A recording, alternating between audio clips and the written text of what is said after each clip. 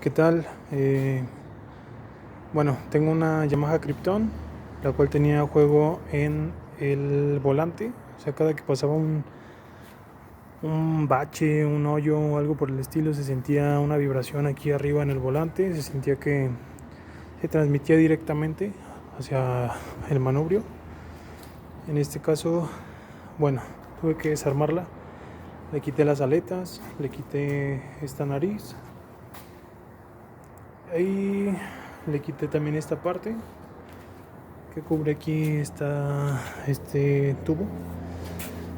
Y bueno, lo que me hizo llegar hasta aquí fue que revisé en los amortiguadores y no tenían juego, estaban apretados de forma correcta. Entonces estaba dudando del tornillo que agarra el estriado de la flecha de la dirección hacia el manubrio. Sin embargo, este estaba bien apretado. De todos modos lo retiré para verificar. Y bueno, la solución fue apretar estas tuercas. Estas tuercas se apretaron con un cincel y un martillo, dado que no tengo una herramienta exacta que le dé en esas hendiduras, porque tiene varias alrededor de la tuerca. Y son 3 tuercas, 2 están sujetadas por una rondana de seguridad. En la parte de arriba tiene otra tuerca que es la que hace contra tuerca con las de abajo. Y bueno, ahorita ya nada más resta volver a armar. Aquí lleva este cubrepolvo que va ahí.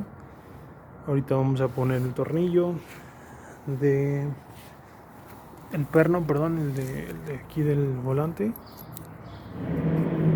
que es este. Y posterior a eso pues ya se continuará armando los plásticos. Es algo muy sencillo, no tiene mucha ciencia. Y pues bueno, eso es para quien tenga ese tipo de malestar al conducir, que siente que se transmite todo directamente de aquí de la parte delantera hacia el manubrio. Pues esa fue la solución. Yo ahorita ya le hago aquí juego y ya no se siente nada, se siente bastante sólida. Esta Yamaha es una Krypton 2014. Tengo poco con ella, pero se ve, bueno, a mí sí me gusta.